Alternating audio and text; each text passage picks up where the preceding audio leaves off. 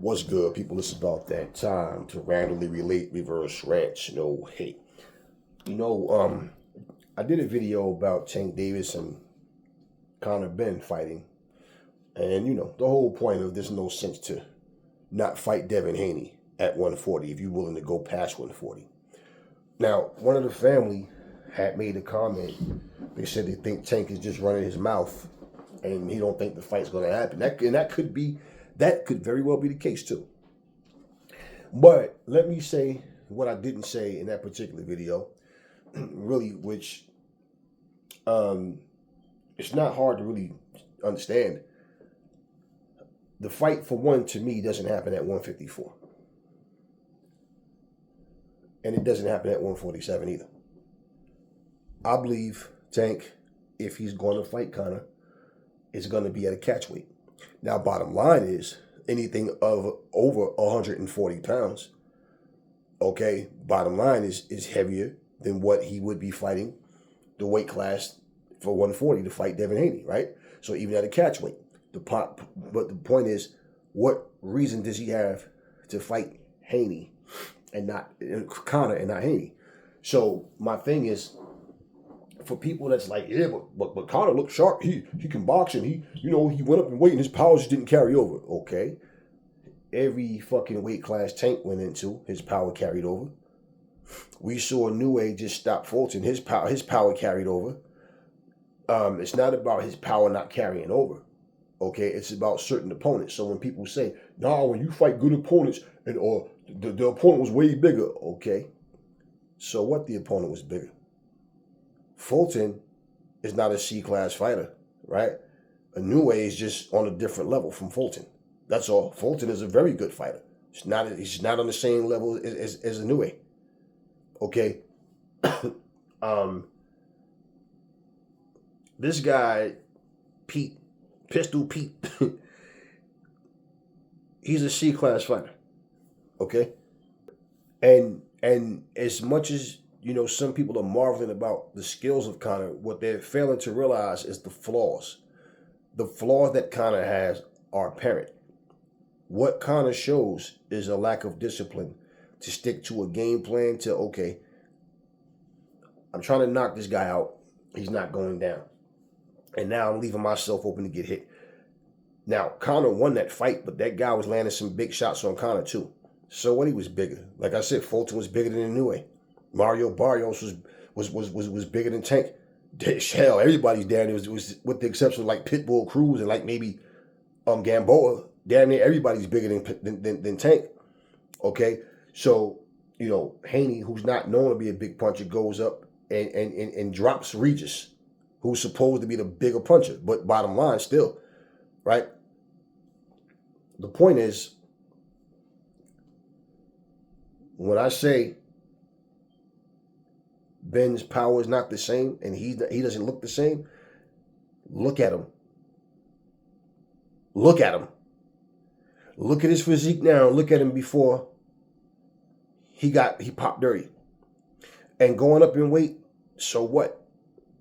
A lot of times that's what happened, but usually that happens to guys that are not really big punchers. They got a decent punch, but not really a big punch. We seen Michael Moorer come all the way up from light heavyweight and was knocking out heavyweights.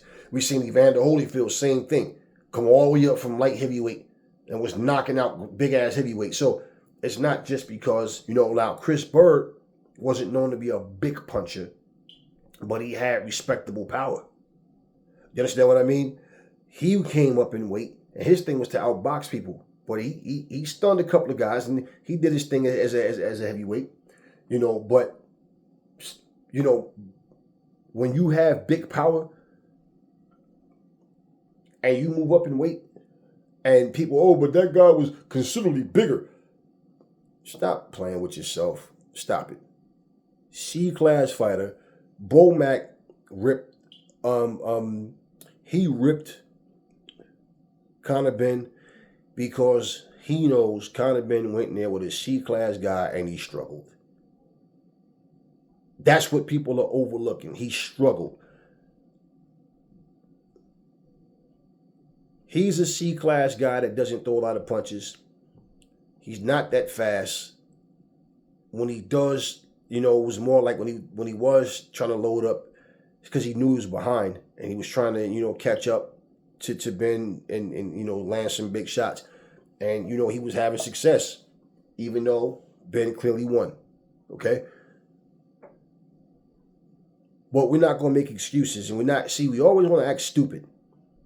No different from me saying, watch what happens when Wilder step up in competition and fight top level guys.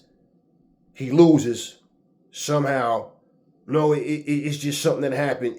It's a freak accident. No. Nobody's better than Wilder. He just lost because anything other than the two opponents that beat him soundly was just, they just, it can't be that they were just better. It's anything other than. No different with Connor. What I'm saying with Connor, he don't look the same. His power's not the same. Even in his last fight, same thing. This is two back-to-back C-class guys. Two. He's landing the same punches and he don't go down. Oh, but he's at 150. So fucking what? So what? So when you look at a guy like Tank Davis, who doesn't want to fight the guys that started out just like him, 135, 130, whatever, and he don't want to fight them, but he's willing to go up and fight Connor Benn. You think that he looked at Connor Benn and said, this dude reminds me of me, or this guy's, damn, he's in the same seat as me. Okay, I think this is a tough fight for me. You think that's what, do you really think that's what Gervonta Tank Davis was thinking when he's looking at Connor Benn? You really think, and especially for you guys who talk about Leonard Ellerbe and Floyd keeping him away from big fights, if Connor Benn was as dangerous as you guys are thinking, do you think that they want to put him in there and risk him fighting a bigger guy for what? So a big little man, a good big man versus a good little man. You know who win that the majority of the times, right? So why would they want to risk that? So you make no sense when you even say that shit. Think about this. He watched Connor Benn fight a C-class guy. Connor Benn struggled. And when Connor Benn was getting hit with big shots, he was getting hit with shots that he shouldn't even got hit with. Like stuff you could see coming from a mile away. But because Connor doesn't know how to switch in his mind and say, okay, I'm hitting this guy, he's not going down. All right, let me stick to my boxing. I'm going to keep landing my shots, but I'm going to stay sharp on D. No, he got careless on defense. He's getting hit with big shots. He's getting hit with shots he normally don't get hit with, right? And every shot he's throwing, he's trying to knock you out with. You understand what I mean? Now, offensively, yeah, I was the guy who was backing Connor when everybody else was saying, oh, he's overrated. This bloke isn't that good. He's fighting no one. And he's stepping up in competition. He's knocking these guys out. And I'm saying, I think Connor can fight. The fact that people keep bringing his dad up. It's like, why y'all keep comparing him to his father? He's not his father. He's his own man. Let him be who he is. Y'all keep bringing up his dad. Nobody's saying he's as good as Nigel Benn. Nigel is Nigel. Connor is Connor. Stop the damn comparison. It makes no sense. Okay? So that was my whole thing. And I was giving the man his just due. I'm giving him his just due now. You hear me say the guy can fight. But defensively, he gets irresponsible. Often. You think that Tank Davis, Floyd, Ellerbe, and them watching this, you don't think that they see the weaknesses that I see? Y'all don't think that they see this shit? You don't think Tank does? You think Tank is sitting there going, Connor's better than Devin Haney. Connor's better than Teofimo. Do you really think that that's how he's thinking? Seriously, y'all? No. Connor Benn can't say shit about a catchweight because him fighting against Chris Eubanks Jr. was at a catchweight. And even say, I don't care, I'll go to 116 fight him. Yeah, you said that, but you didn't do it. It was still a catchweight situation where Chris had more to lose than you because the weight didn't affect him. So him going up in weight, and I said I thought it was a stupid fight, right? One guy coming from 147 to fight a guy at 160, okay, who's naturally much bigger and stronger. But guess what? Now, Tank is going to do the same thing. If this fight's to actually happen, there will be a catch weight. Tank little ass is not going all the way to 147. There's going to be a catch weight. And pretty much, Tank is going to do what he always does. And you got to understand, that style, that kind of fight, well, Tank is better than him at that shit. Tank is more patient. Tank is more calculated. He's more cerebral. Connor is a boxer puncher that wants to knock you out, you know, and he, like I said, offensively, he's solid. Okay? Defensively is where Connor gets really, really, really careless. And with Tank being the smaller guy, he'll more than likely underestimate his power. And the fact that he's been there with bigger guys and they didn't knock him out, that's where he'll probably go in there thinking that Tank isn't going to be able to hurt me. Now, for all the shit that y'all saying about how his power's not carrying over at 150, no, he didn't fight everybody at 154. He had 2 fucking fights. The point is, he couldn't knock these guys out with the same punches he was knocking everybody else out with. Just because you fucking get bigger don't mean your chin gets stronger. Let's clear that up and make that clear. Okay, either you got a good chin or you don't. Simple as that. So, what you think the excuse is going to be if he goes in there and gets knocked out by Tank? Oh, he was drained because Tank made him fight at the catch weight. Tank didn't make him do anything. But Tank's the A side. And I do not see a fight happening between Tank Davis and Connor Benn without a catch weight. That's what I think is going to happen if that fight is to actually happen. I don't see him going all the way to 147, especially no belt on the line. So that's my point. What's the purpose of this fight? Well, what's the purpose? And I'm not going to another weight class. I'm not going to 147 to stay. So for one night only, I'm going to go to another man's weight class? No. That's not going to happen. So it's either a catch weight or no fight. You think Connor's going to go down to 135? So, my point. If this fight's to happen, it's a catch weight. It's going to be Tank's rules. Either Connor's going to accept it or he's going to reject it. And if you notice, Connor's team and Connor himself is not even talking about being welterweight champion of the fucking world. They're not even talking about Jerron Boots Ennis. They're not even talking about Terrence Crawford. They're not even talking about none of those. They're not talking about Tim Tszyu. Okay? He's at 154 now, right? He's not talking about Jermell Charlo. He's not talking about none of these guys. But you're willing to fight a 135-pounder. So this is what I'm saying when things don't look so good for Connor. And believe me, when mental weaknesses and shit like that start to occur, people see it. I see it. You might not, but I do. And I feel like this is exactly what Tank is saying. Yeah, give me Connor. I'll fuck him up. Because you know what's going to happen? He's going to try to knock me out. You know, I'm smaller, but I got faster hands and faster feet. I can move. I can take a punch. And I'm going to make his motherfucking ass run into some shit. And I'm going to stretch his ass out. And usually that's what happens when you fight Tank, isn't it? And I believe that, plain and simple, when it comes to putting the pressure on and really going at it, Connor's going to get more anxious and desperate and leave himself open. And that's pretty much, not that Tank can't stay in there with him, because Connor's kind of short. You know, he's not all that tall. You know, but Tank will be able to go in there, you know, catch him with some big shots.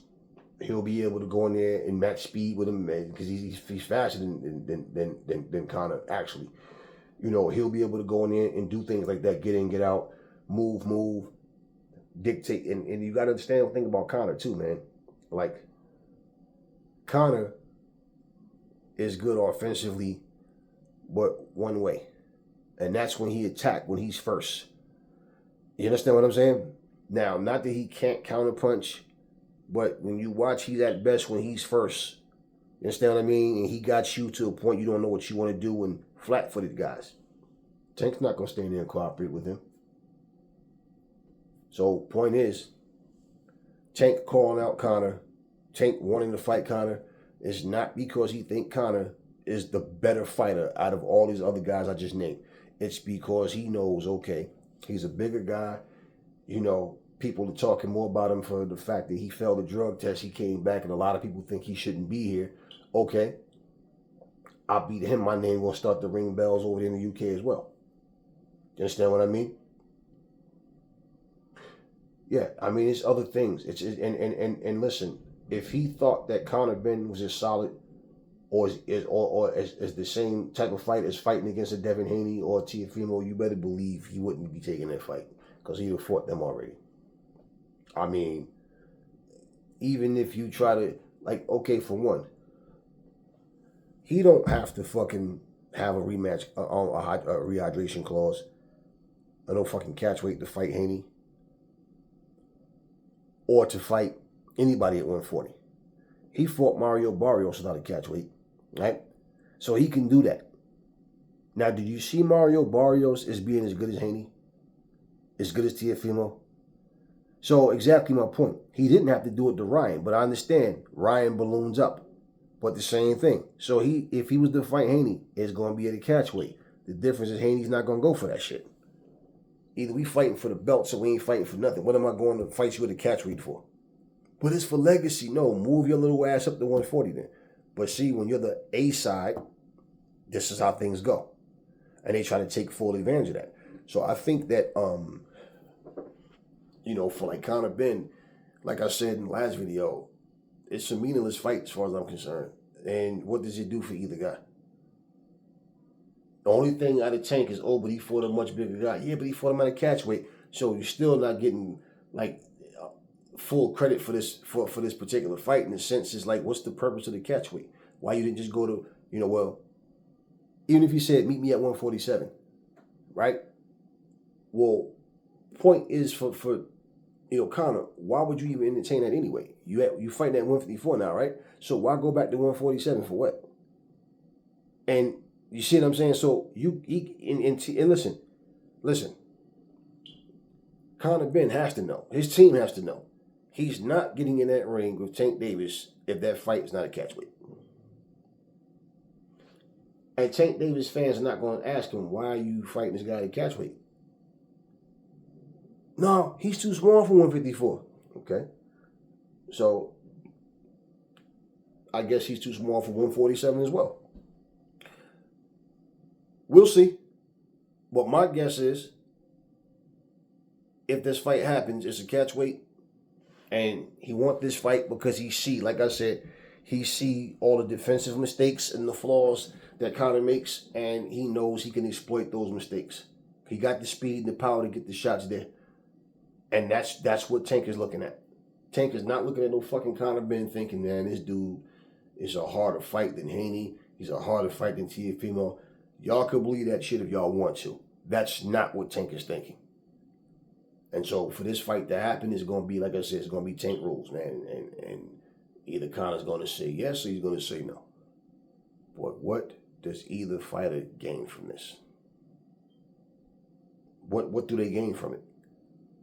Now, after he fights Connor and beats him, then what's next for Tank? Okay, you just went and fought a dude at over 140 pounds, under 147. That means you can come to 140 again. You don't have to fucking fight any one of these guys in no catch weight. What's the purpose? Right? So, just saying, y'all.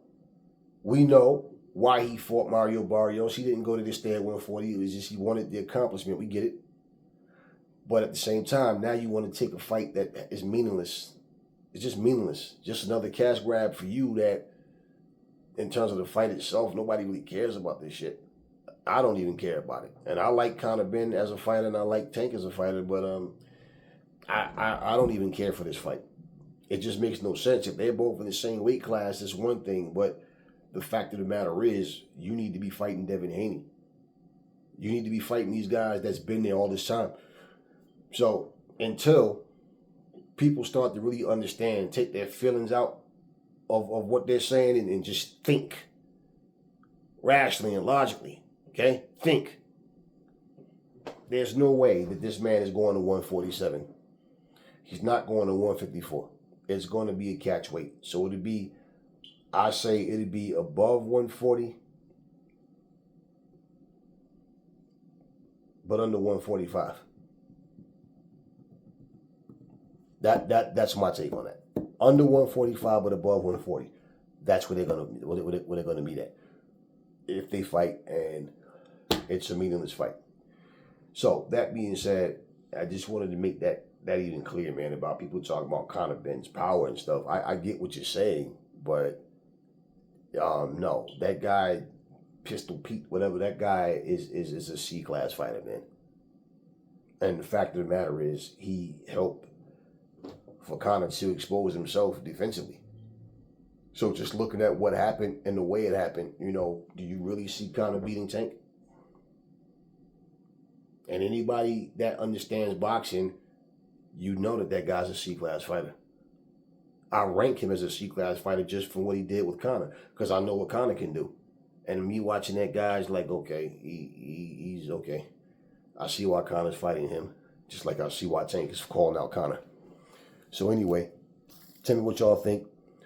Do all of y'all, the majority of y'all, how y'all feel about this fight actually happening? And do y'all have the understanding that if this fight does happen, it's not going to be at damn 147?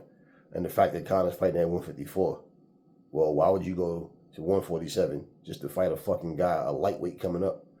This fight will be a catchweight. Talk to me in the comment section, y'all. Never fall in love with lies. Remember, the truth brings hate out of people, and I will catch y'all on the next video.